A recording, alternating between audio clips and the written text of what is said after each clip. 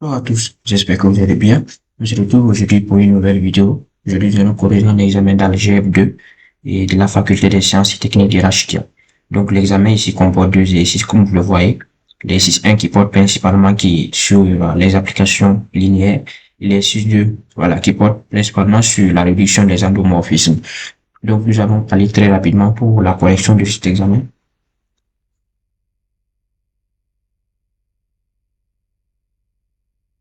Donc, l'exercice 1, on commence d'abord avec l'exercice 1.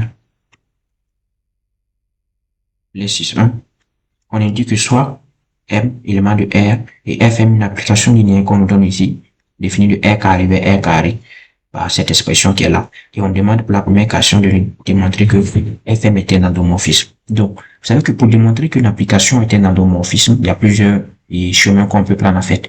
On peut par exemple démontrer que f de x plus alpha y par exemple égale à f de x plus alpha f de y. Ça, c'est une première méthode. La deuxième méthode, c'est qu'on peut démontrer aussi que quoi? Que f de x plus y égale à f de x plus f de y. Et en plus de ça, quel que soit alpha, f de alpha x égale à alpha f de x. Voilà. Ça, vous utilisez tout ça ou bien ça. Donc, comme je vais préférer utiliser la première démonstration. Donc, pour cela, qu'est-ce que je vais dire? Je vais dire soit alpha, un élément de R. Et je vais poser que grand X égale à XY. Et grand Y là égale à X prime, Y prime. Plus ici, en fait, là, on n'a pas X. On a XY. C'est un couple. Pour les couples, en fait, c'est préférable de faire un changement de variable. Voilà. Comme ça. Pour être, ça va nous permettre de mieux, en fait, de montrer. Donc, nous, on va démontrer que, on veut démontrer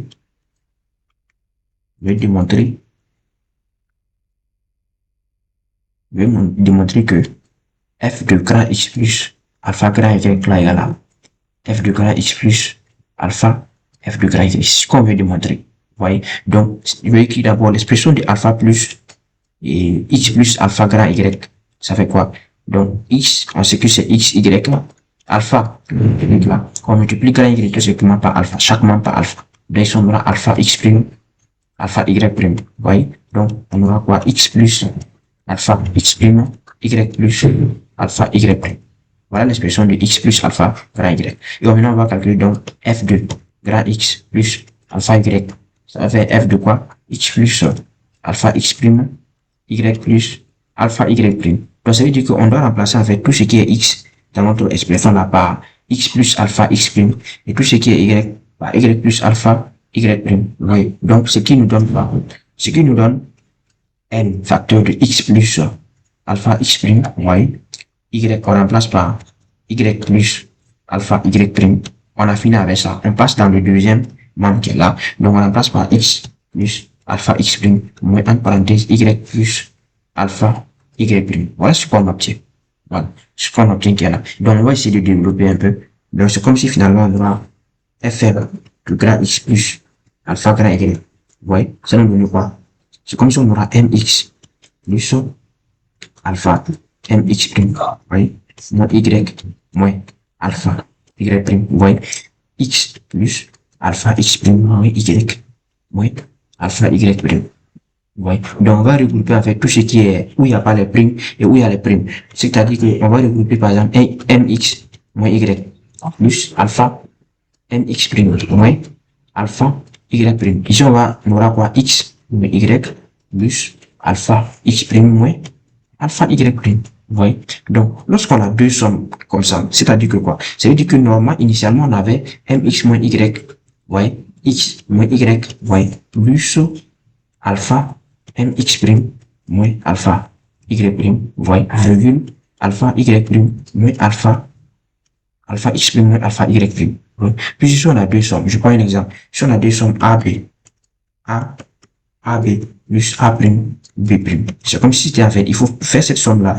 Vous allez faire l'abscisse plus l'abscisse, l'ordonnée plus l'ordonnée. C'est-à-dire que on va faire A plus A prime B plus B prime. Est-ce que vous voyez? Donc, initialement, nous, on avait quoi? On avait A plus A prime B plus B prime. Donc, on est revenu en fait à ça. C'est pour ça qu'on obtient tout ça qui est là. Vous voyez? Donc, finalement, c'est comme si on avait quoi? Fm, le grand X plus, fois grand Y là. Ça fait ça. Donc, ça fait quoi?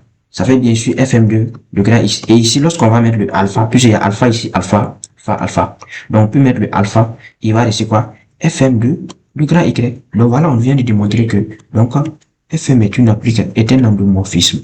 Fm est un endomorphisme. Voilà, on vient de démontrer que fm, voilà, est un endomorphisme. Bon, plus une application linéaire. Bon, on peut dire aussi un endomorphisme, puisque c'est une application linéaire est définie de R carré vers R carré. Voilà. Donc, une application linéaire définie de R carré vers R carré, c'est un endomorphisme. Mais initialement, la question nous demandait de démontrer que c'est une application linéaire. Donc, on va juste garder une application linéaire. Sinon, c'est également un endomorphisme. Donc, c'est une application linéaire. Voilà, on vient de finir avec la première question très rapidement. Donc, la deuxième question là, qu'est-ce qu'on nous demande? La deuxième question, on nous dit que quoi? On nous demande pour quelle valeur de M, en fait, l'endomorphisme là, Fm là. Ouais, ici, on me demandait de déterminer que c'était un endomorphisme. Donc, comme c'est une application linéaire, comme j'ai dit, définie de R carré vers R carré, alors c'est un endomorphisme. Voilà. Donc, pour la deuxième question, on demande de déterminer quelles sont les valeurs de M pour lesquelles l'endomorphisme Fm là est injectif. Donc, vous savez que quoi? Lorsqu'on applique un endomorphisme F, ici, on a un endomorphisme Fm défini de R carré vers R carré. Donc, c'est un endomorphisme, c'est-à-dire que c'est une application linéaire et l'ensemble des départs identique à l'ensemble d'arrivée. Vous voyez, si on a un endomorphisme comme ça, vous voyez, alors on sait que quoi? La dimension de R carré, qui est l'ensemble des départs, égale à la dimension de R carré, l'ensemble d'arrivée, vous voyez, qui est égale à 2. Alors, et les conséquences avec les deux coups là, c'est-à-dire que quoi?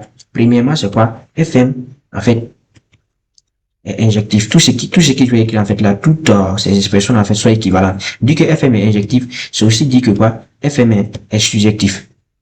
Vous voyez? Et troisièmement, Fm aussi est bijectif. Ouais, tout ça, en fait, c'est équivalent. Ouais. Maintenant, lorsqu'on dit qu'une application est bijective, on sait qu'elle est à la fois injective et surjective. Donc, ici, nous allons démontrer que FM là est bijective. Les valeurs, on va déterminer, en fait, les valeurs de M pour lesquelles FM est bijectif. Donc, si FM est bijectif, ça veut dire quoi? FM est à la fois injectif et surjectif. Vous voyez? Donc, les mêmes valeurs de M là, voilà, pour lesquelles FM est bijectif seront les mêmes valeurs pour lesquelles FM est injectif. Voilà. Est-ce que vous voyez? Donc, on a une application linéaire définie par FM de X, Y, égale à quoi? Mx moins y, x moins y. Donc, pour cela, nous savons que quoi? On va et prendre la matrice associée à notre application linéaire, notre endomorphisme qui est là. Puisque vous savez que, quel que soit l'endomorphisme là donné, il est une matrice qui est liée à cet endomorphisme. Voilà. Donc, ici, on sait que, on va définir la base de départ là. Bon, la base B égale à la base de départ, on sait que la base de départ égale à la base d'arrivée. Puisque si on prend une base de R2, c'est la même chose que R2, puisque l'ensemble de départ est identique à l'ensemble d'arrivée. Donc, on va prendre P, E1, E2, qui est une base canonique de R2. Voilà. Pour trouver la matrice, on sait qu'il faut exprimer F de E1, ouais, en fonction de E1, F de E1, E2, F de E2 en fonction de E1, E2. Ouais. Donc, ici, qu'est-ce que nous allons faire? Nous allons calculer Fm de E1. On sait que E1, c'est le vecteur 1, 0. C'est le vecteur 1, 0. Donc, c'est comme si on devait calculer Fm de 1, 0. C'est-à-dire qu'on remplace x par 1. Donc, ici, on aura M1. C'est qu'on aura M1. Ouais. Et Fm maintenant, Fm de E2. C'est comme si on devait calculer Fm de 0, 1. C'est-à-dire qu'on remplace ça x par 0 et y par 1. Voilà. Donc, ici, on aura quoi? Moins 1, moins 1. Donc, en fait, la matrice A componeutée là, et qui découle, en fait, qui est plutôt la matrice A liée à notre endomorphisme, c'est bien sûr M1. Vous allez vous prendre les valeurs là, en diagonale. M1, moins 1, moins 1. Donc, voici la matrice qui est là. Or, vous savez quoi? Lorsqu'une matrice est inversible, si A, vous savez que si A est inversible, c'est équivalent à dire que quoi? Que la matrice, qui est plutôt, comment je vais dire ça? La fonction, en fait, Fm, puisque la matrice A, c'est la matrice liée à la fonction, l'application Fm. Oui. Donc, lorsque la matrice est inversible, c'est tout simple, ça veut dire que tout simplement que Fm là, en fait, là, est bijective. Oui, Fm est bijective. Oui. Or, on sait que quoi? Une matrice inversible sur le déterminant est différent de 0.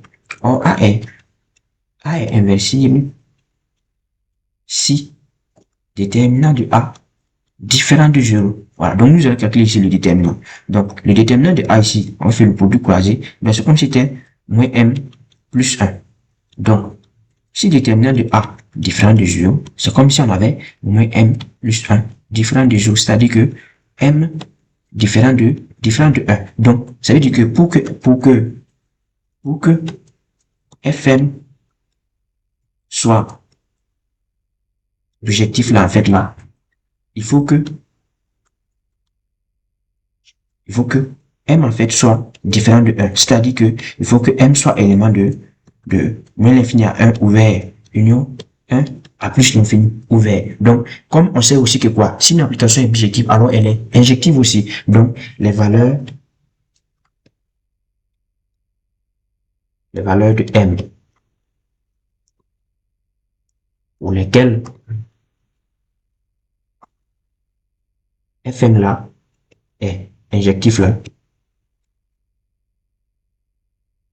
sont bien sûr m élément de moins l'infini à 1 ouvert union 1 à plus l'infini. Voilà. Donc, c'est une démonstration comme ça que je vais utiliser. Ou bien, vous pouvez par exemple partir avec le care. On sait que si on part avec le noyau, pour qu'une application soit injective, il faut que le noyau soit nul. Voilà. Donc, vous, si vous partez avec ce chemin, en fait, pour démontrer que, pour déterminer les différentes valeurs de m pour lesquelles la fonction est injective.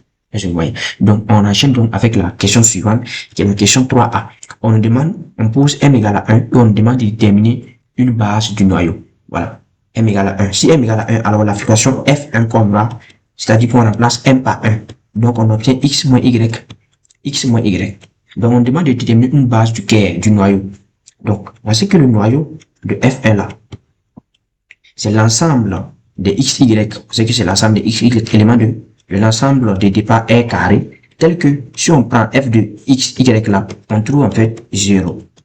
Vous voyez? Donc, c'est-à-dire que quoi? Pour trouver en fait l'ensemble de x, y, vous posez f de x, y égale à 0.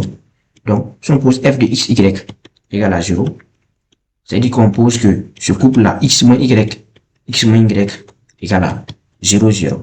Donc, c'est comme si on aura quoi? X moins y égale à 0, x moins y égale à 0. Nous on avait quoi? X égale à y. Voilà. Donc, le couple x, y là, c'est égal à quoi? Puis on doit déterminer l'ensemble x, y éléments de R carré, tel qu'en fait, notre endomorphisme est nul. Donc, ici, c'est F1. Donc, comme on a posé que F1 de x, y égale à 0, on trouve les valeurs, on trouve que x égale à y. Donc, x égale à y là, l'ensemble, avec l'ensemble x, y là, c'est égal à quoi? Soit on pose que ça fait x, ou bien on peut dire aussi ça fait y. C'est comme si on remplaçait ici y par x, puis on a démontré que, et on a trouvé x égale à y. Voilà. Ou bien on remplace x aussi par y. Donc, soit vous trouvez ça, soit vous trouvez ça. Donc, en fait, le care là, le care de Fn là, c'est égal à quoi? C'est comme si c'était quoi? X. Voilà. C'est ce couple là qu'on gagne avec x, un élément de R. Donc, c'est comme si c'était quoi? X facteur de 1, 1. Avec x, élément de R. Donc, on trouve quoi? Une combinaison linéaire. Donc, on peut dire que donc, le care de Fn là, ça fait bien sûr vecteur de 1, 1. Avec quoi? On sait que si on trouve care égale à vecteur de ce vecteur-là, alors ce vecteur-là est automatiquement une base. Avec, on peut noter ça U, 1, 1, une base care de F1. Ça, c'est automatique. Voilà. Maintenant, pour la question B, là, on nous demande maintenant de déterminer une base du noyau. Là, c'est différent. On demande de déterminer une base du noyau. Donc, une base et plutôt c'est pas du noyau de l'image, une base de l'image. Donc, c'est que quoi? L'image de F1 là, qui est calculée, on sait que c'est fait directement le vecteur de F2, F1 de la base, en fait, la base et dans laquelle on travaille. Puis on travaille, j'ai choisi la base B, si vous rappelez, E1, E2. Donc, ça fait vecteur de F de E1, vecteur de F de E2. Ouais. Donc, ici, ça fait F1 de E1, F1 de E2. Donc, pour trouver, en fait, l'image, il suffit de calculer tout simplement ça. Voilà. Donc, on sait que quoi? F1 de E1, ça fait quoi? F1 de 1, 0. C'est-à-dire qu'on remplace x par 1, y par 0. On aura quoi? 1, 1. Donc, F1 de E2, ça fait F1 de 0, 1. C'est-à-dire qu'on remplace x par 0, y par 1. Donc, on aura moins 1, moins 1. Donc, c'est comme si ça, là, ça faisait moins quoi? Entre parenthèses, 1, 1. Donc, c'est comme si on avait F1 de E1 égale à moins F1 de E2. On n'oublie pas, si on a un vecteur qui s'écrit comme une combinaison linéaire d'un autre vecteur, alors on prend un seul vecteur. C'est-à-dire que, finalement, là, on aura image de F1 là, égale à vect. C'est comme si on avait en fait image de F1 là égale à vect de F1 de E1, vous voyez, et moins F1 de E1. Donc comme il y a ça, c'est la même chose en fait. Finalement, on va prendre un seul vecteur, c'est-à-dire qu'on aura image de F1 sur le vecteur tout simplement de F1 de E1. C'est-à-dire que image de F de E1 là, ça fait vecteur de 1. Maintenant, ici, n'oubliez pas en fait, ici, avec quoi? Ici, on va poser V1 là. C'est une partie génératrice, ce qui fait la différence entre le noyau et l'image. Ici, là, lorsqu'on va trouver le vecteur là, en fait, là, 1, c'est une partie génératrice. N'oubliez pas, une partie génératrice de l'image de F1. Ça veut dire maintenant, pour trouver la base, il faut démontrer que ce vecteur-là est libre. Puisque si on a une base est à la fois génératrice et libre. Donc ici, on a la base qui est d'abord génératrice. Donc il suffit de démontrer que cette base-là est libre, et plutôt, cette famille-là est libre, pour que ce soit une base. Puisque base égale à quoi? Base égale à libre plus génératrice. Base égale à libre plus génératrice. Or, on a démontré que cette famille-là est génératrice. Donc, il faut démontrer que c'est libre pour dire que donc c'est une base. Voilà. Donc, pour démontrer la liberté, on sait qu'il faut prendre deux éléments. Éléments de R, soit alpha, bêta, deux éléments de R. Tel que quoi? La combinaison linéaire est nulle. Ça veut dire que tel que alpha plus bêta égale à 0. Et donc, si on a alpha plus bêta égale à 0, ça veut dire qu'il faut seulement alpha égale à 0 et bêta égale à 0. Donc, si vous prenez les combinaisons linéaires telles que, et si vous prenez plutôt des scalaires, tels que la combinaison linéaire est nulle, alors, en fait, ces scalaires-là sont nuls. Donc, finalement, c'est comme si la famille là est libre. Donc, V1, 1 là, est libre. Donc, comme c'est libre, à la fois libre et génératrice, donc, V1, V plutôt, qui est 1, c'est une base. C'est une base de l'image de F1. Voilà une base de l'image de F1 qu'on vient de déterminer. Voilà. Mais il faut à la fois démontrer que c'est libre, puisque lorsque vous trouvez le vecteur, la famille est d'abord génératrice. Elle n'est pas une base automatiquement. Il laisse à démontrer la liberté. Est-ce que vous voyez? Donc, on vient de finir avec ça. Il me demande donc de déterminer le rang. Quel est le rang de F1? Parce que le rang de F1 là, c'est tout simplement égal à la dimension de l'image de F1. Voilà. On sait que image de F1, ça fait quoi? Image de F1, ça fait vecteur de 1. Et 1, c'est une base. Donc, pour calculer la dimension, il faut juste compter le nombre de vecteurs qui constituent la base. Or, ici, on a un seul vecteur qui est 1. Donc, la dimension, c'est 1. Voilà. Puis ici, on a une base. Pour trouver la dimension, il suffit juste de compter le nombre de vecteurs qui se trouvent dans cette base. Et donc, une base de l'image de F, on a trouvé, c'est un seul vecteur V. Donc, c'est 1. Voilà. Donc, c'est comme si le rang de F1 là, ça fait 1. Tout simplement. Et donc, on passe à la question C. Pour la question C, on dit que quoi? Pour M égale à 1, on demande de déterminer, regardez, pour la question C, on demande de déterminer en fait la matrice de F1 rang F1 dans la base B qui est là, de deux manières différentes. Voilà, de deux manières différentes. Donc, déterminons la matrice de F1 rond F1. Donc, pour la première manière, qu'est-ce que nous allons faire? Nous allons calculer d'abord, et on va essayer en fait de déterminer l'application F1 rang F1 et trouver maintenant la base et associée à cette application-là. Donc, on sait que quoi? F1 de XY là, ça fait quoi? X moins Y. X moins Y. Ouais. Donc, si on fait F1 rang F1 de XY, c'est-à-dire que quoi? On doit remplacer par exemple là, quoi? Tout ce qui est X ici là par X moins Y. Oui. X moins Y. Ici aussi, on a remplacé par quoi? X moins Y. Voilà. Ici, on aura X moins Y, moins parenthèse, X moins Y, comme vous le savez. Voilà. Donc, on a donc F1, F1 de XY là. C'est égal à quoi? Finalement, c'est comme si on avait, bon, ici, je peux écrire que ça fait X moins Y plus Y. Ouais, X moins Y plus Y. Donc, finalement, c'est comme si on trouvait en fait 0, 0. Ouais. Donc, la matrice liée à l'application nulle, c'est toujours la matrice nulle. Voilà. Maintenant, comme on a on est dans un carré, on va noter ça comme ça. Voilà. Puis, on a trouvé une fonction qui est nulle. Donc, la matrice qui est liée à cette fonction, c'est la matrice nulle également. Et pour la deuxième méthode, en fait, là, on sait que la matrice de F1 rang F1 là, c'est la matrice de F1 fois la matrice de F1. C'est-à-dire, on fait deux fois. Vous voyez? On fait deux fois, on multiplie la matrice par elle-même. Voilà. C'est une définition aussi. Donc, on sait que la matrice dans F1, c'est quoi? Si on prend F1 de XY, ça fait quoi? X moins Y ici moins Y. Donc, pour trouver la matrice de F1, on calcule toujours F1 de E1. Ça fait F1 de 1, 0. Donc, ça fait 1, 1. Oui. Et F1 de E2, qui fait quoi? F1 de 0, 1, qui fait quoi? Moins 1, moins 1. Donc, la matrice de F1 là, c'est égal à quoi? 1, 1, moins 1, moins 1. Donc, c'est comme si la matrice de F1 rond F1 là, ça fait ça fois ça. On multiplie cette matrice par elle-même. Donc, 1, 1, moins 1, moins 1. On multiplie par 1, 1, moins 1, moins 1. Donc, qu'est-ce qu'on aura? On aura 0, 0, 0, 0. Donc, voici en fait deux manières différentes de déterminer la matrice de F1 rond F1. Alors, chez nous, on arrive à finir l'exercice 1. On va enchaîner directement avec l'exercice 2. L'exercice 2, où on parle plus de la réduction des endomorphismes, la diagonalisation. Pour l'exercice 2, on commence par une première question.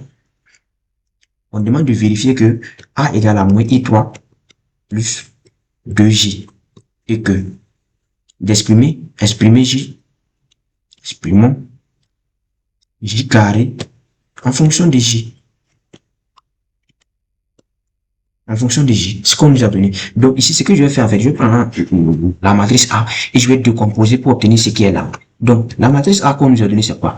C'est 1, 2, 2, 2, 1, 2, 2, 2, 1.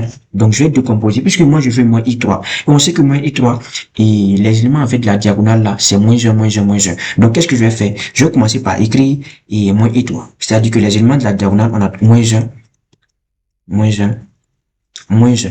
Et je vais écrire la matrice qui reste. Voilà, la matrice qui reste pour que lorsque je vais faire la somme avec ça, je retombe sur A. Est-ce que vous voyez? Donc, ici, on a quoi? On avait 1. Ici, on a moins 1. Donc, on sait que quoi? C'est 2 moins 1 qui donne 1 qui est là. Donc, ici, on met 2. Puis, on ne touche pas, en fait, aux éléments qui sont hors de la diagonale. Il faut toucher aux éléments qui sont dans la diagonale. Puis, c'est ce qui fait que I3 change. Est-ce que vous voyez? Donc, ici, si je prends 2, les éléments qui sont hors de la diagonale, on les change pas. Voilà, ils n'affectent pas, en fait. Ici, c'est 1 toujours. Ici, on a moins 1. Donc, c'est 2 moins 1 qui donne 1. Donc, c'est toujours 2. Ici aussi, ça fait 2. 2. Ici, on a 1. Donc, c'est 2 moins 1 qui fait 1. Donc, ici, on a 2 toujours. Donc, ici, comme si on avait quoi? Moins. On peut faire sortir ce moins, il va aller sur 1. 0, 0, 0, 1, 0, 0, 0, 1. Ici, on peut faire sortir le 2. On va aller sur 1, 1, 1, 1, 1, 1, 1, 1, 1. Donc, c'est comme si, bien sûr, on avait moins I3 plus 2J. Plus cette application, ça fait effectivement J. Et là, ça fait effectivement I3. Vous voyez? Donc, finalement, on trouve que A égale à moins I3 plus 2J. On demande donc d'exprimer Z carré là, J carré plutôt, en fonction de J. Voilà. On a J égale à quoi? J, on sait que c'est la matrice 1, 1, 1, 1. Tous les éléments là sont couchés par 1, 1. Donc, J carré, c'est J fois J. C'est J fois J, donc 1, 1, 1, 1, 1, 1. Voilà, on multiplie par lui-même. Donc, c'est que, bien sûr, on va avoir 3, 3, 3 partout. Puisqu'il faut faire, en fait, le produit scalaire. 1, 1, 1, fois 1, 1, 1. Donc, ça fait 1 plus 1 plus 1. Ouais, ça fait 3. Donc, partout, on aura 3, 3, 3. 3, 3, 3. Donc, c'est comme si on peut enlever le 3 encore. Il va rester quoi? 1, 1, 1, 1, 1, 1. Donc, c'est comme si on avait J carré égale à 3J. Voilà, J carré à la 3J. J'ai envie de finir avec cette question-là. Et pour la question suivante, on demande de déduire que, je ne sais pas si c'est 2, mais on demande de déduire que A égale à A carré plutôt égale à 4A plus 5I. Donc, si on demande de déduire, ça veut dire qu'on doit toujours se baser sur ce qu'on a fait antérieurement. Vous voyez? Donc, antérieurement, on avait démontré que A égale à quoi? Moins I3 plus 2J. On va prendre A au carré. Ça fait A fois 1. C'est-à-dire que ça fait 2J moins I3. 2J moins I3. On développe. Donc, ça fait 4J au carré moins 2J I3 moins 2I3J plus I3 au carré. On sait que quoi? La matrice identité, lorsque la matrice identité multiplie un vecteur et plutôt une matrice, ça reste toujours cette matrice-là. En fait, la matrice d'identité, en fait, c'est comme, ça correspond au nombre 1. Voilà, parmi les nombres. C'est comme si tu prenais, en fait, 2, par exemple, et tu multiplies par 1. Le 1, là, représente la matrice identité. Et le 2, c'est un autre vecteur, par exemple, A. Donc, A fois identité, ça reste toujours A. Est-ce que vous voyez? Donc, ici, c'est comme si on aura finalement 4J au carré. 2J I3, ça reste 2J. Voilà. Ici, on aura également 2J plus I3 au carré. Vous voyez? Donc, on a 4j au carré, moins 4j, plus I3. I3 au carré, ça fait I3. Plus ça fait 1 au carré, 0, 0, 0, 1 au carré. 1 au carré, ça fait 1. Voilà. Et maintenant, ce qu'on veut, c'est que c'est quoi? On veut déterminer A au carré, on veut exprimer A au carré en fonction de A et I3. Donc, on remarque que dans l'expression, en fait, il y a ni J, il y a ni J au carré.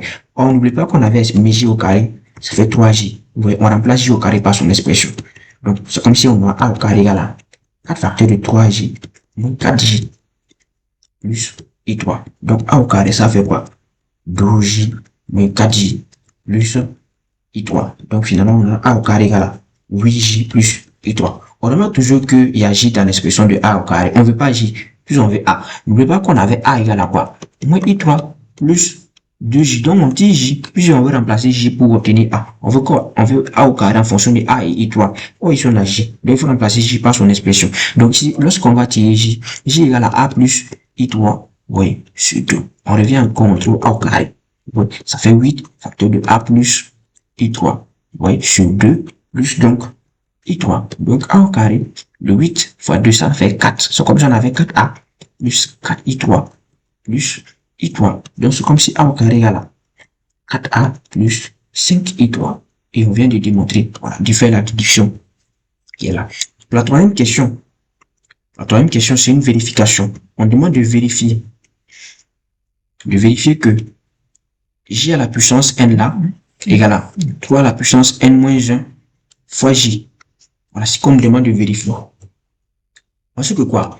Ne veut pas que pour cela on va aller avec J au carré d'abord. On avait démontré que J au carré égale à 3J. On part avec J à la puissance 3. On sait que ça fait J au carré fois J. Or J au carré ça fait 3J. Donc c'est comme si c'était 3J fois quoi? Fois J au carré. Vous voyez? Donc c'est comme si c'était 3J plutôt fois J. Donc c'est comme si c'était 3J au carré. Vous voyez? Or J au carré ça fait 3J encore. Donc on remplace 3 là. Facteur de 3 fois J. Donc on trouve 3 au carré fois J. Oui, donc c'est comme si J à la puissance 3.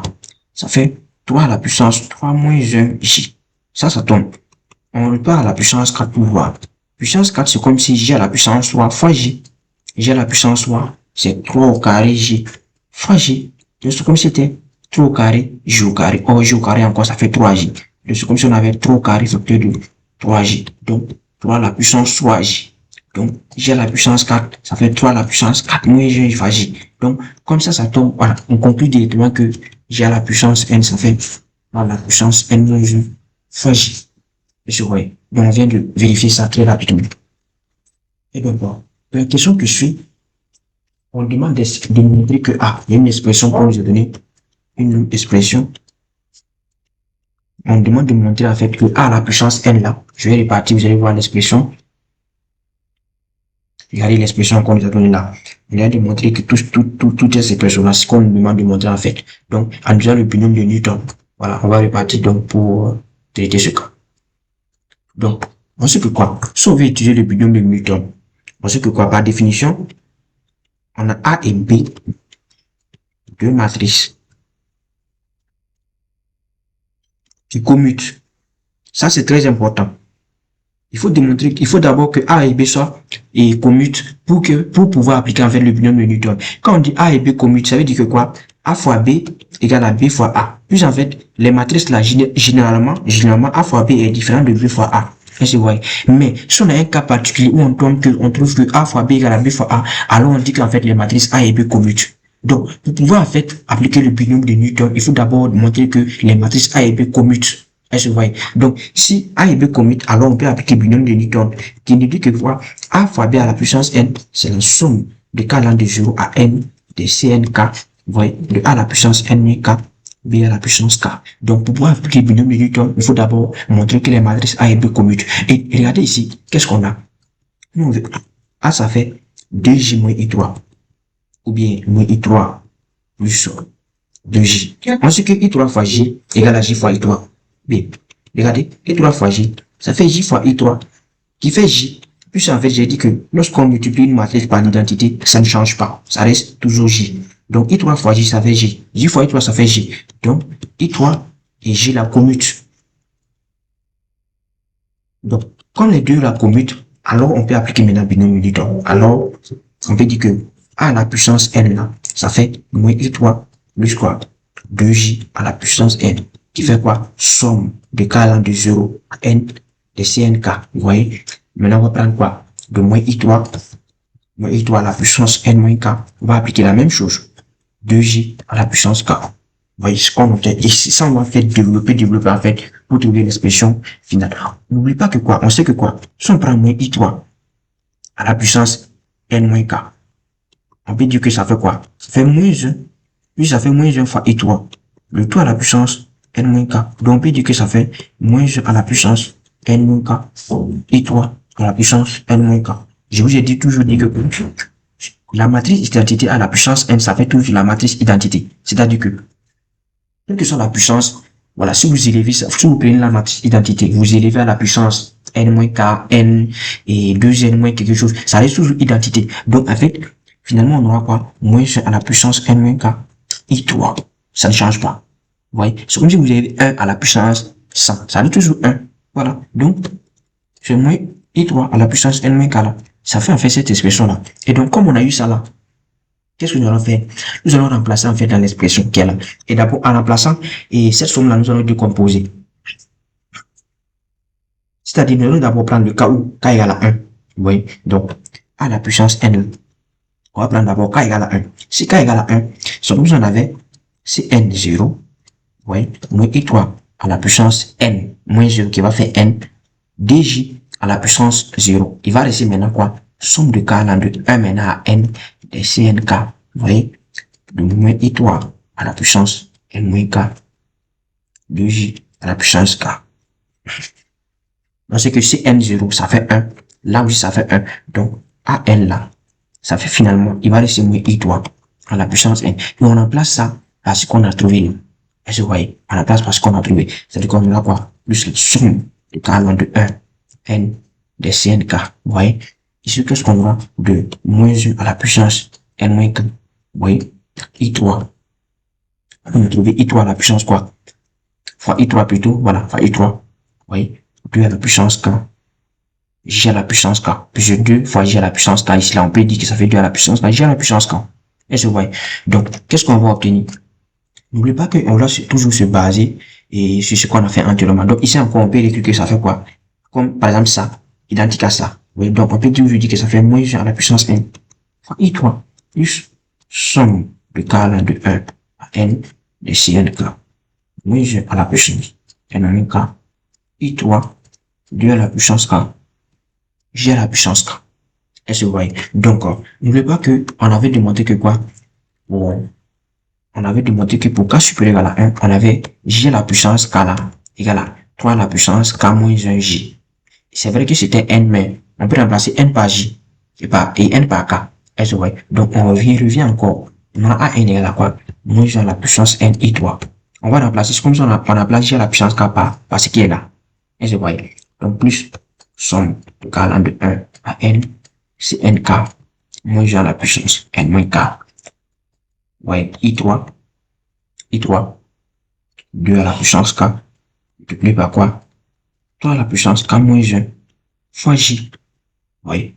Donc, qu'est-ce qu'on va obtenir? C'est comme si on a finalement a n égale à moins 1 à la puissance n. I3 plus quoi? Somme de k allant de 1 à n, c'est nk, moins 1 à la puissance n moins k.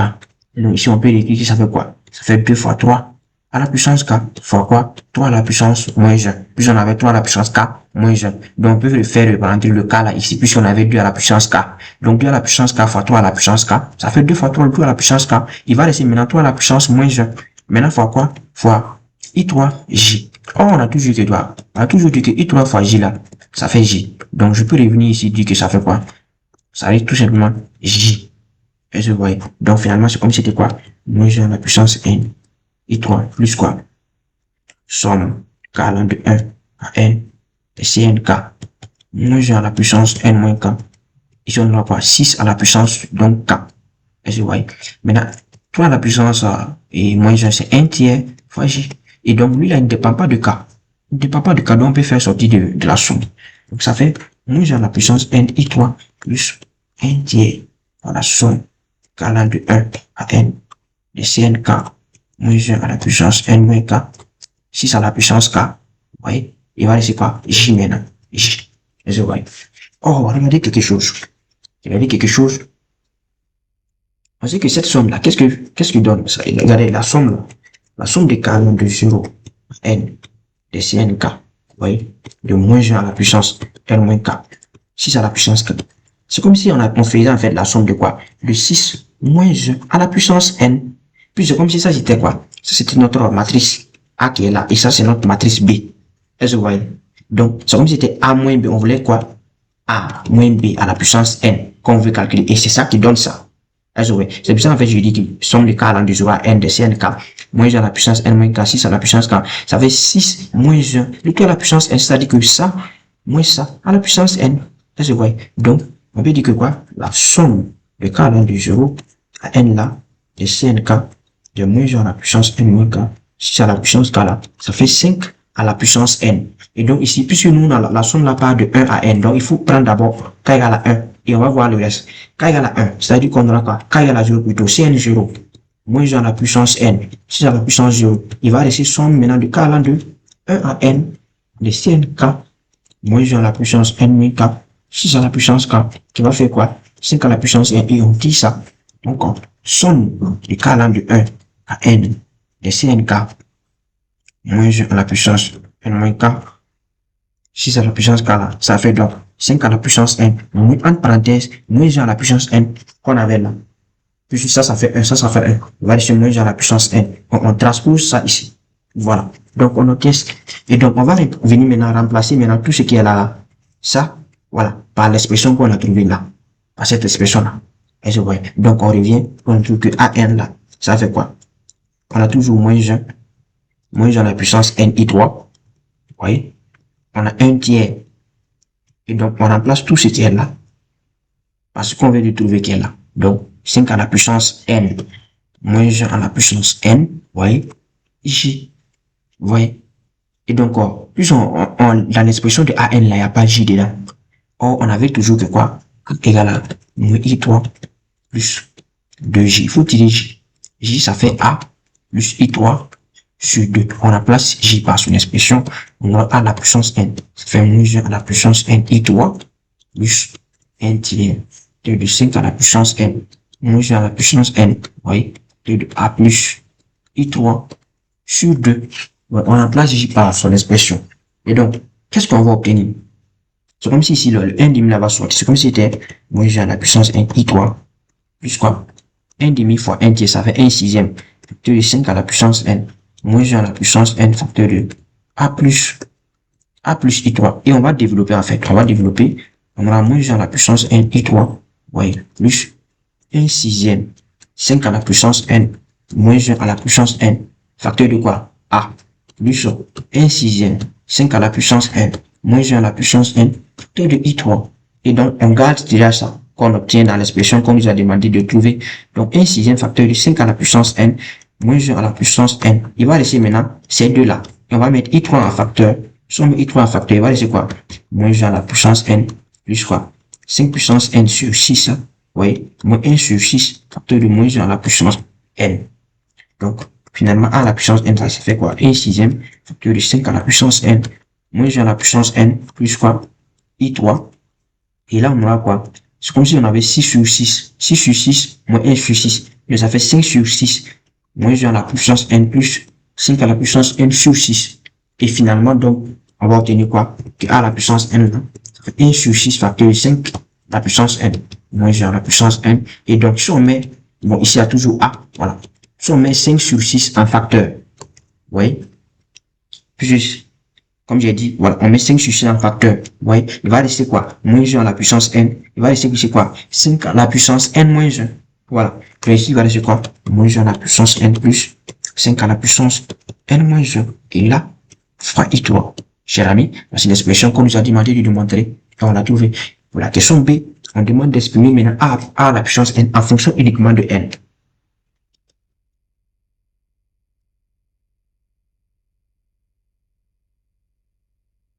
Fonction de n. Et donc, ça veut dire qu'on doit remplacer en fait a par sa matrice, i3 par la matrice correspondante pour trouver a à la puissance n. Est-ce que vous voyez? Donc, ici, en fait, ça sera un peu long de faire tout ça. Donc, si je pose par exemple alpha, pour aller plus rapidement, je vais poser alpha égale à ce coefficient là. Puisque ça, c'est un coefficient qui multiplie une matrice. Ça aussi, c'est un coefficient qui multiplie une matrice. Donc, je vais poser alpha égale à 5 à la puissance n, moins 1 à la puissance n. Et bêta égale à 5 à la puissance 6 de moins 1 à la puissance n plus 5 à la puissance n moins 1. Donc, finalement, c'est comme si on remplaçait ça là par quoi? C'est comme si on remplaçait ici par alpha, ici par bêta. Et c'est vrai. Donc, c'est comme si a la puissance n là, ça fait alpha a plus quoi? Bêta i3. Voilà. Et donc, remarquez en fait que quoi? A et i3 en fait. Regardez par exemple la matrice. Si je vais réécrire par exemple, c'est comme si an là, ça fait alpha. Je vais écrire la matrice. Ça fait 1, 2, 2, 1, 2, 2, 2, 1. Ouais. Plus maintenant, bêta fois i3. C'est-à-dire 1, 0, 0, 0, 1, 0, 0, 0, 1. Regardez, lorsqu'on va faire entrer alpha et bêta, c'est-à-dire qu'on aura quoi? Alpha, 2 alpha, 2 alpha, 2 alpha, alpha, 2 alpha, 2 alpha, 2 alpha, alpha, plus quoi? Bêta, 0, 0, 0, bêta, 0, 0, 0, bêta. Lorsqu'on va faire la somme de a à la puissance n, finalement, c'est comme si on aura quoi? Alpha plus bêta. C'est-à-dire que sur les diagonales, on a toujours alpha plus bêta. Et sur les éléments qui sont hors diagonale, on a toujours 2 alpha. 2 alpha. Vous voyez? Et là, on a encore alpha plus bêta. Vous voyez? Ici, on aura toujours 2 alpha. Ici, on aura quoi? 2 alpha. 2 alpha. Alpha plus bêta. Et c'est vrai. Donc, ça veut dire qu'il nous revient tout simplement à calculer quoi? Alpha plus bêta et 2 alpha pour remplacer, pour trouver AN très facilement. Donc, on calcule d'abord alpha plus bêta, qui sont les éléments qui sont sur la diagonale qui sont là. Vous voyez? Donc, alpha plus bêta, ça fait 1 sixième facteur de 5 à la puissance n, moins 1 à la puissance n, plus 5 sixième facteur de moins 1 à la puissance n, plus 5 à la puissance n moins 1. Donc, ici, je pense qu'on peut mettre 1 sixième en facteur. Si on met 1 sixième en facteur, il va rester quoi? 5 à la puissance n, moins 1 à la puissance n, plus quoi? 5 facteur de moins 1 à la puissance n, plus 5 à la puissance n. Vous voyez? Donc, c'est comme si allait c'est quoi? C'est 2 fois 5 à la puissance n. Vous voyez? Plus 4 facteurs de moins 1 à la puissance n. Voici qu'on obtient alpha plus bêta. Et maintenant, 2 alpha, ça fait 2 sixièmes de 5 à la puissance n, moins 1 à la puissance n. C'est-à-dire que ça fait 1 tiers. Vous voyez? De 5 à la puissance n, moins 1 à la puissance n. Vous voyez? C'est ce qu'on obtient. Donc, il suffit en fait de remplacer tout ça sur la diagonale. Et là, entre la diagonale pour trouver AN. Et donc, finalement, c'est comme si A à la puissance n. C'est une grande matrice qu'on va obtenir là. C'est une grande matrice. Vous voyez la matrice qu'on va obtenir. Donc, les éléments de la diagonale, on a toujours quoi? Regardez là.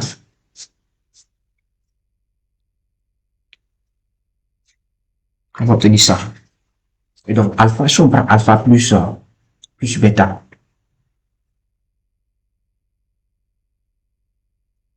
c'est ce qu'on obtient là. Donc, ici, on peut réécrire, par exemple, là, on peut faire un peu de 6 là, là, là. C'est-à-dire qu'on aura 2 fois 5 à la puissance n sur 6, plus 4 facteurs de moins 1 à la puissance n sur 6. C'est-à-dire qu'on va obtenir finalement quoi? Qu'on va obtenir quoi? 5 à la puissance n, plus quoi? 2 facteurs de moins 1 à la puissance n sur 3. Voilà. Après simplification, en fait, pour rendre ça encore un peu plus joli. Voilà. Donc, finalement, à la puissance n, ça fait quoi? 5 à la puissance n plus quoi? 2 facteurs de moins 1 à la puissance n sur 3. Ça, c'est la diagonale. Et donc, hors de la diagonale, on a 5 à la puissance n, moins entre parenthèses, moins 1 à la puissance n sur 3. Même chose qui est là, plus c'est un élément qui est hors de la diagonale. Et ici, on a quoi? Encore hors de la diagonale. Comme ça. Ici, c'est la diagonale. Donc, on a 5 à la puissance n, plus 2 facteurs de moins 1 à la puissance n sur 3. Ici, c'est hors de la diagonale, moins 1 à la puissance n sur 3. Hors de la diagonale ici, moins 1. Vous voyez? Ici encore, c'est hors de la diagonale également, 5 à la puissance n, moins 1 à la puissance n sur 3.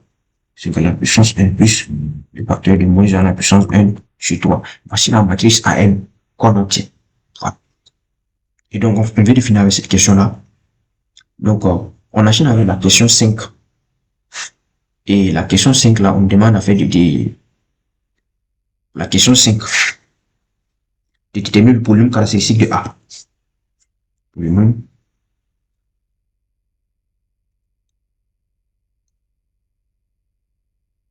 Donc, vous savez que le polynôme caractéristique qu'on note CA de X là, vous déterminez tout simplement, il suffit de déterminer le déterminant de A moins X, moins I3.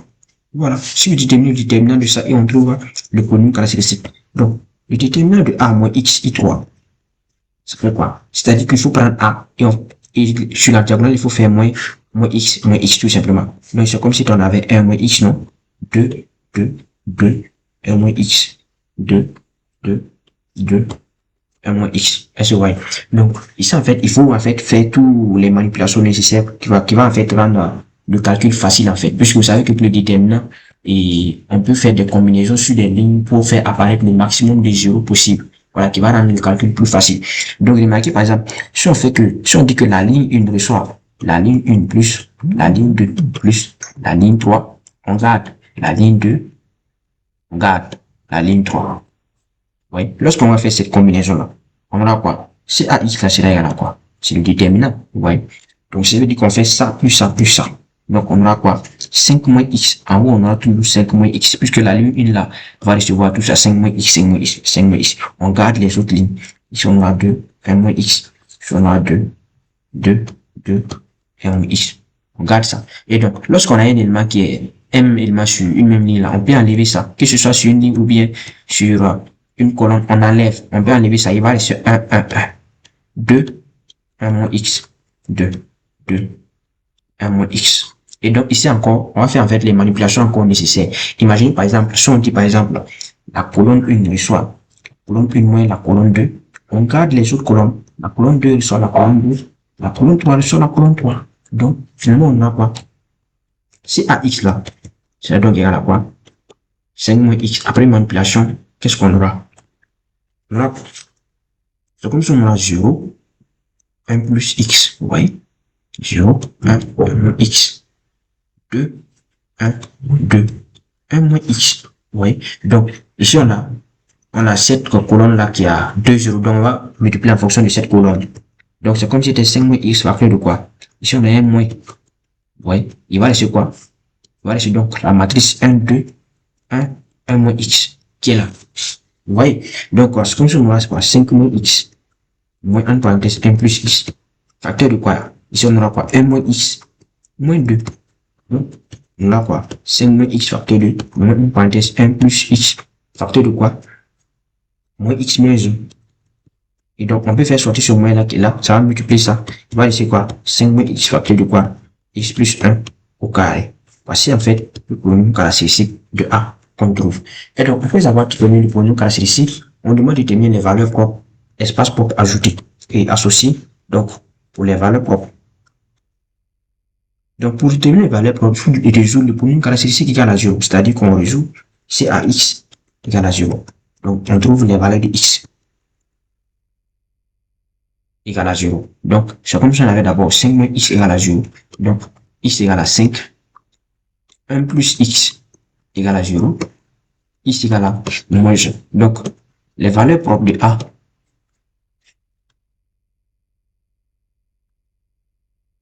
A là sont quoi? 5 de multiplicité 1. Plus ici, ça a la puissance 1. Vous voyez?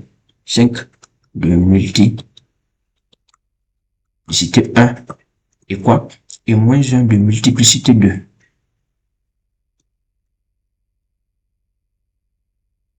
Vous voyez que c'est, on a 1 plus X à la puissance 2. Vous voyez? Donc, moins 1 de multiplicité 2. Donc, après ça, on demande donc de déterminer les espaces propres associés à chaque valeur propre.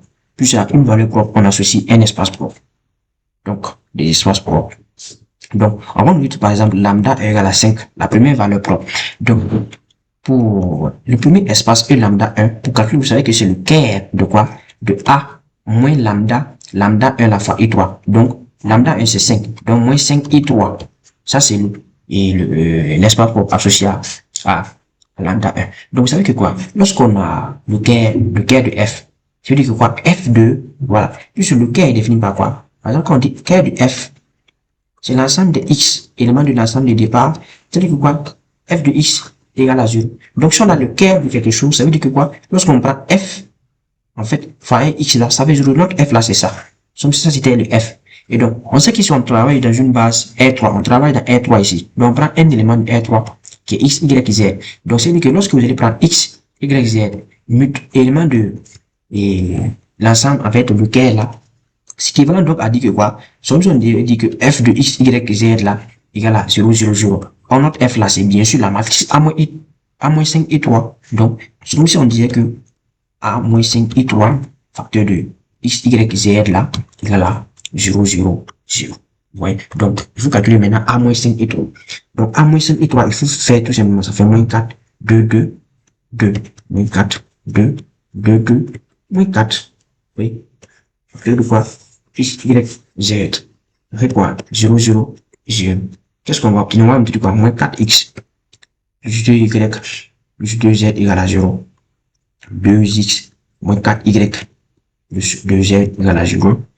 2x plus 2y moins 4z égale à 0. Vous voyez, ça c'est 1, 2, 3. Donc, après simplification, on peut dire que quoi? Si on avait quoi? Moins 2x plus y. On va diviser par 2, 2 partout. X moins 2y plus z égale à 0. X plus y moins 2z égale à 0. Voilà.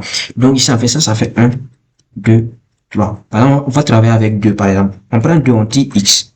X, ça fait quoi? 2y moins z. On remplace x dans les deux autres expressions. C'est-à-dire qu'on a moins 2 facteurs de quoi? 2y moins z plus quoi? Y plus z égale à 0. On a ici quoi? 2y moins z plus y moins 2z égale à 0. C'est-à-dire qu'on aura quoi? On aura moins 4y plus y. Donc, moins 3y. On aura quoi? Moins 3y. Moins 3y plus 3z égale à 0. Et en bas, on aura quoi? 3y moins 3z égale à 0. Donc, cette équation, elle est identique à cette équation finalement. Je vois. Donc, finalement, c'est comme si on avait quoi? C'est comme si on avait y, bien sûr, égal à z. Vous voyez? Donc, le couple x, y, z qu'on sait là, c'est quoi? Puis on a d'abord, on a x égale à y. Donc, on va revenir trouver x. On avait x égale à quoi? 2y moins z. On remplace, par exemple, z par y. Donc, on aura 2y moins y. Ça fait y. Donc, finalement, c'est comme si on avait x égale à y égale à z. Donc, le couple x, y, z qu'on cherche là, ça fait quoi? Bien sûr, x. C'est-à-dire qu'on remplace plus x égale à y. Z égale à x. On remplace par x, le tout par x. Donc, c'est comme si on avait E lambda 1. Vous voyez?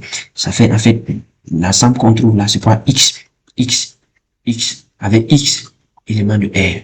Donc, E lambda 1 là, ça fait quoi? X facteur de 1, 1, 1.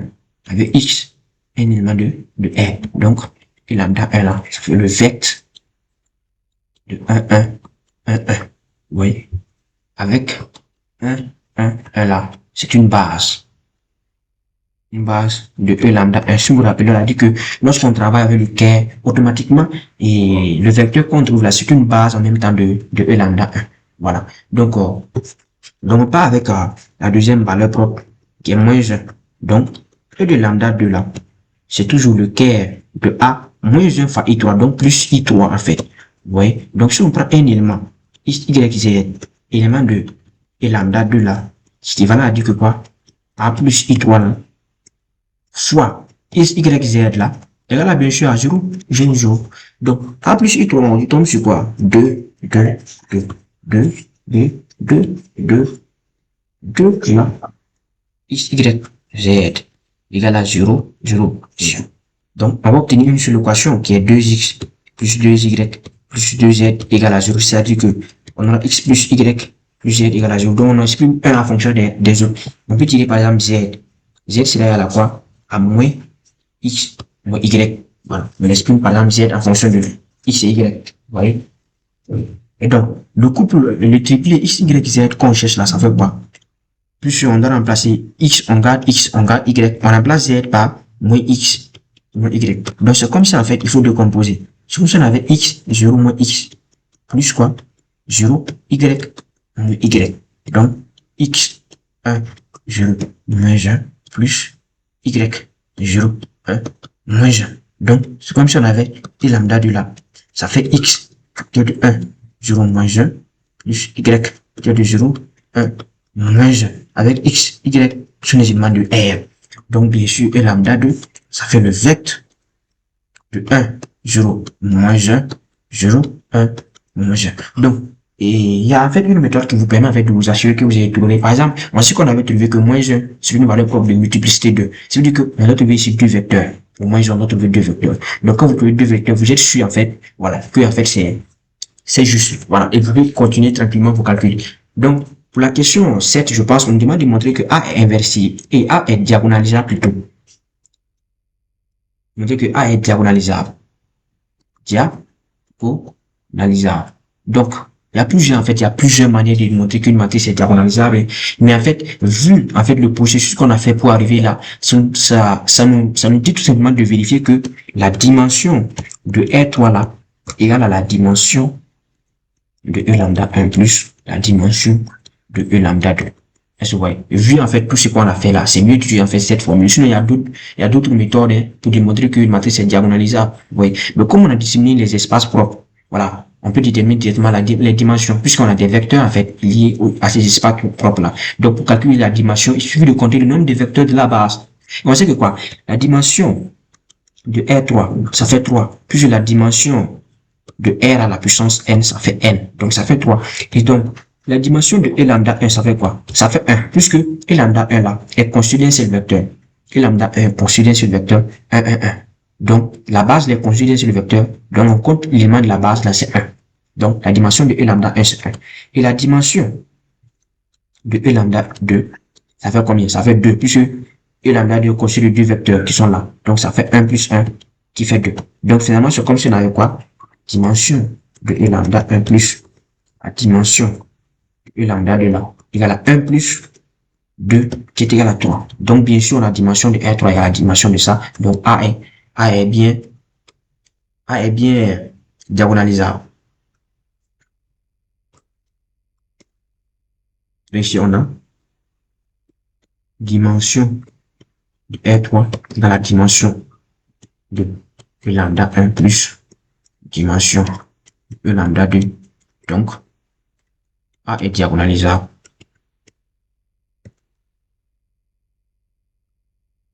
Donc, je répète qu'en fait, il existe plusieurs méthodes pour démontrer qu'une matrice est diagonalisable, mais vu en fait les questions qu'on nous a posées au fur et à mesure, lorsqu'on nous demande par exemple de calculer les valeurs propres, de calculer les espaces et propres associés à ces valeurs propres-là, pour démontrer que la matrice est diagonalisable, il faut toujours passer par cette méthode-là. Je répète, c'est cette méthode-là qu'il faut passer. Donc, pour la question 8 là, on nous donne une base B. B égale à quoi? E1', E2', E3'. On demande en fait de démontrer que B est une base de R3. Voilà. On sait que quoi? E1' d'abord, c'est quel vecteur? 1, 1, 1. E2', c'est quel vecteur? C'est 1, 0, moins 1. Et E3' là, c'est quel vecteur? C'est 0, 1, moins 1. Donc, il y a une méthode avec qui permet de déterminer directement la base. Lorsque, en fait, on me demande, par exemple, de démontrer que ça, c'est une base, une méthode très rapide. Par exemple, on sait que quoi? E1', ça fait 1, 1, 1. Donc, ici, on sait que quoi? E1' est différent de quoi? E2'. E2' aussi est différent de E3'. E3' différent de E1'. Donc, on a E1' différent de E2', différent de E3'. Donc, on peut dire que quoi? Le cardinal, en fait, de B là, on peut dire que ça fait 3. Voilà, puisque les trois dimensions différentes, donc les comptes 1, 1. Donc, ça fait 3. Ça, c'est une première étape. Et donc, on va trouver maintenant la matrice associée à la base B. La matrice associée à la base B, là, il faut prendre les éléments de la base, là, de manière diagonale, tout simplement. On commence par E1'. Donc, ces éléments, c'est 1, 1, 1. Ensuite, E2', c'est 1, 0, moins 1. Et là, on a 0, 1, moins 1. Et on doit montrer que le déterminant, en fait, de cette base est différent de 0. Alors, B est une base. Vous voyez? Donc, si on va faire encore les combinaisons linéaires possibles, on peut dire que C1 reçoit C1 moins C2. On garde C2, soit C2. C3 lui-même reçoit C3. Donc, on aura quoi? La matrice B là, il devient quoi? Comme si on a 0, 1, 2, 1, 0, moins 1, ouais, 0, 1, moins 1. Donc, le déterminant de MB là, on multiplie en fait en fonction de la ligne ou bien de la colonne qui a le plus de 0. On sait que c'est la première ligne qui a le plus de 0. Donc, on multiplie comme ça. Donc, ce sera quoi? Moins 1 parenthèse 1, 2. Il va rester quoi? Ça et ça. 1, moins 1. Donc, ça fait moins 1 parenthèse moins 1, moins 2 qui va faire 3. Donc, le déterminant de MB est différent de 0. Donc, B est une base tout simplement de R3. Voilà une méthode très rapide qui vous permet de démontrer que B est une base de R3. Donc, vous démontrez que le cardinal de B égale à 3. Et donc, égal à 3 égale à la dimension de R3 que j'ai oublié égale à 3. Et que le déterminant différent de 0, alors B est une base B est une base de F1. Donc, pour la question 9, on demande de déterminer la matrice P. P, qui est la matrice de passage, voilà, de la base C vers B. Donc, en fait, P, là, en fait, c'est la matrice de passage de C vers B. Puis ici, on travaille sur deux bases. La première base que je vais noter, C, qu'on note, bon, je vais noter ça, C, qui est conçue des vecteurs E1, E2, E3. Donc, qui est conçue des vecteurs, bon, canoniques, voilà. Et la base B, qui est conçue de E1', E2', E3'. Voilà. Donc, en fait, je vais vous donner, en fait, une méthode qui marche très bien, qui marche toujours, en fait. Ça marche toujours. Lorsque vous allez appliquer, je ne vais jamais vous tromper, en fait. Donc, lorsqu'on vous dit, en fait, de déterminer la matrice de passage, P de C vers B, genre, on passe de C vers B. En fait, exprimez toujours les éléments de l'ensemble d'arrivée B en fonction des éléments de l'ensemble de départ C. Toujours. Toujours, c'est ce que vous devez faire. Si on demande de déterminer la matrice du passage de C vers B, vous devez estimer les éléments de B en fonction des éléments de C. Est-ce que vous voyez? Donc, on exprime les éléments de B en fonction des éléments de C. C'est-à-dire que les éléments de la base B en fonction des éléments de la base C. Or, la base B là, est conçue des éléments quoi? E1', E2' et E3'. On sait que quoi? E1', ça fait quoi? 1, 1, 1. Donc, c'est comme si c'était quoi? 1, 0, 0, plus quoi? 0, 1, 0, plus 0, 0, 1. Donc, c'est comme si c'était quoi? 1, E1, plus 1, E2, plus 1, E3. Voici en fait E1' qu'on a exprimé. E2', c'est quoi?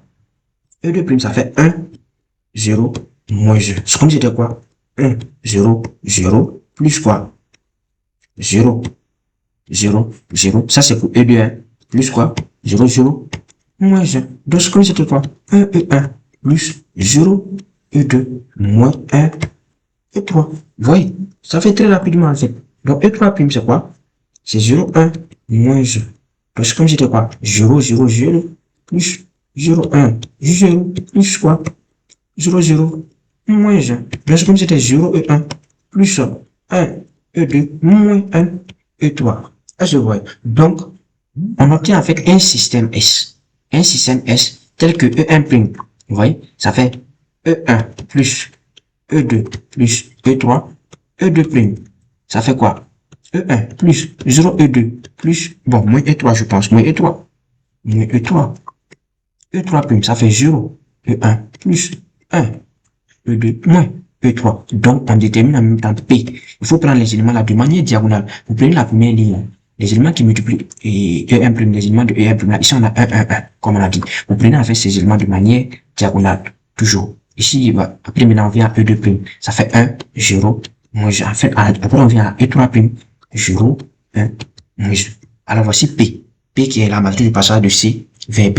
Et donc, après avoir déterminé P, on demande donc de déterminer quoi?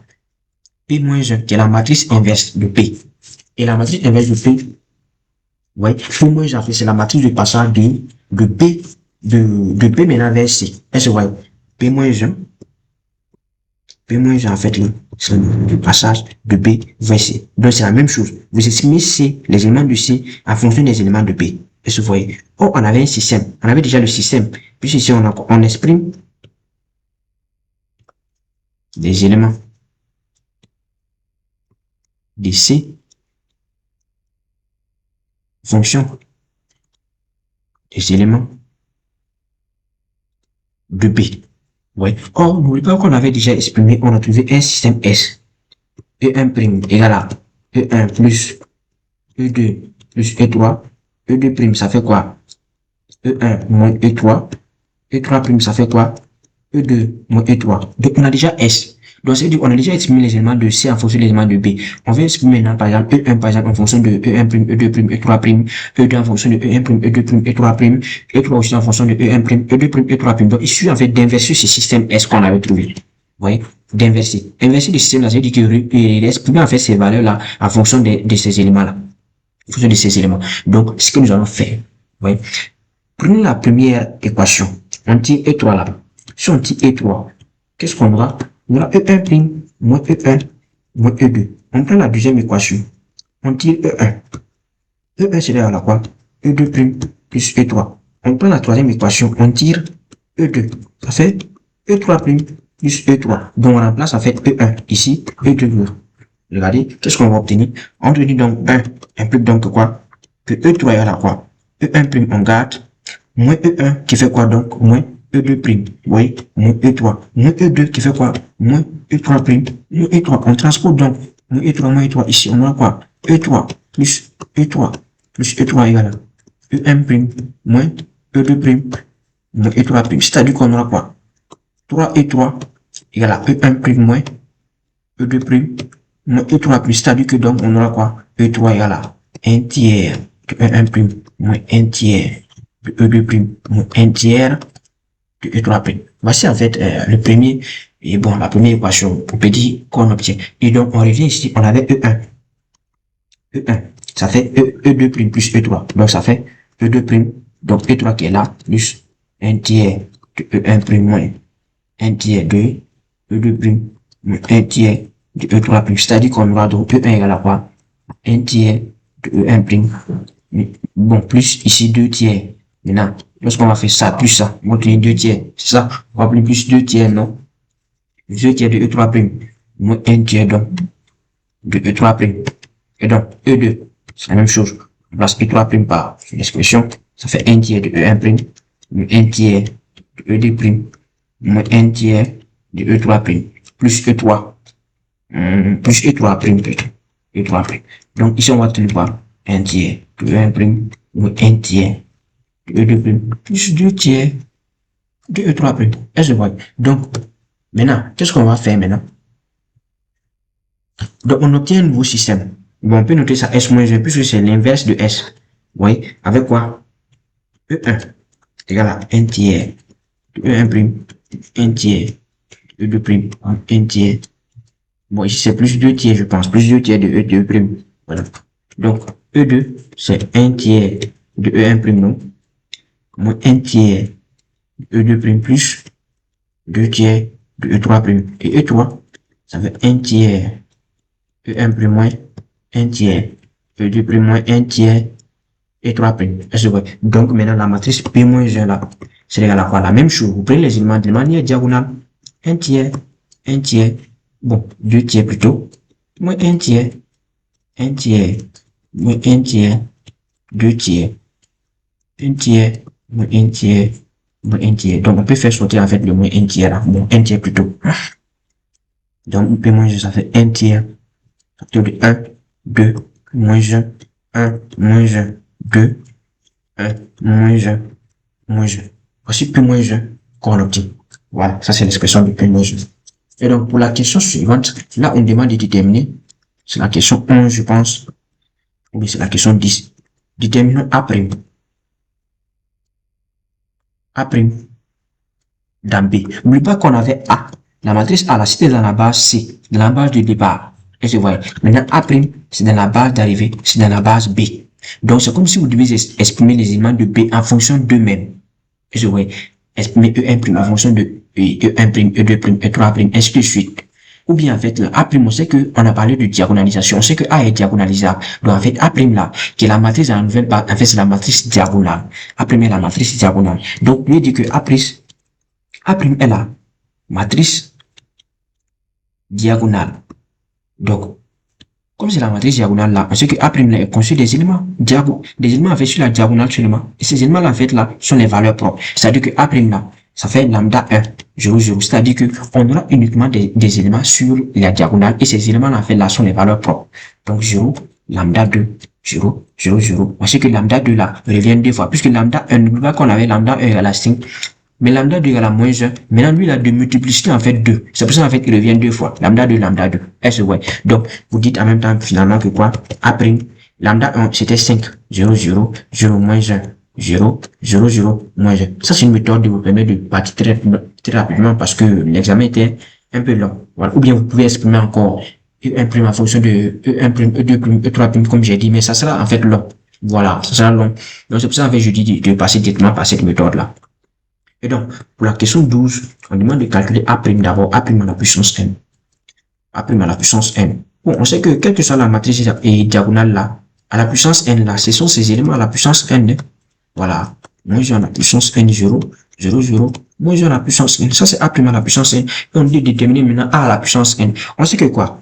Par définition, la matrice diagonale A' là, ça fait P moins 1 fois A fois P. Ça, c'est par définition. Donc, on va tirer A ici. Pour tirer A, on va multiplier ici par P. A' P, P moins 1. C'est-à-dire que ici, on aura P. De P moins 1 à P, P moins 1. Donc, P A', P moins 1. C'est comme si c'était quoi? P, P moins 1 à P, P moins 1. Ça fait identité. Ça fait identité. Donc, c'est comme si A égale à quoi? P A, P moins 1. Donc, c'est la même chose. A à la puissance n là, ça fait P A' à la puissance n, P moins 1. Ça, c'est toujours vrai. Soit vous pouvez démontrer étape par étape, calculer A au carré, A à la puissance 3. Je vais voir que j'ai trouvé que A à puissance n, ça fait P, A' puissance n, P moins 1. Et donc, je vais faire en fait les remplacements. Voilà, P, je pense qu'on avait l'expression de P. Et il y avait un tiers qui multipliait P moins 1. Donc, on peut le renvoyer ici d'abord. L'expression de P, c'était 1, 1, 1, 1, 0, moins 1. Vous voyez, 0, 1, moins 1. Voilà, pour remplacer aussi. Et A' à la puissance n par son expression. Bon, je vais écrire ça ici de manière, comme il n'y a pas la place. 0, moins 1 à la puissance n, 0, 0, 0, moins 1 à la puissance n. Et donc, fois. Maintenant, et P moins 1. Bon, j'ai déjà mis un tiers là. Il va rester donc quoi? 1, 2, moins 1, vous voyez? 1, moins 1, 2, 1, moins 1, moins 1. Donc, quand vous allez faire ce calcul là, vous allez encore retomber. Vous allez regarder, vous allez retomber sur ma chaîne en fait qu'on avait déterminé là. Regardez ce truc qu'on avait là. Et il est tombé sur ça. Normalement, lorsque vous avez fait le calcul très bien, vous tombez avec sur A, la puissance n qui est là. Alors, chers amis, on arrive à la fin de cette vidéo qui est un peu très longue. Mais j'espère que vous prenez le temps. Vous allez prendre le temps de bien regarder cette vidéo. Et j'espère qu'encore cette vidéo vous a été très utile. On se retrouve encore très prochainement pour une nouvelle vidéo.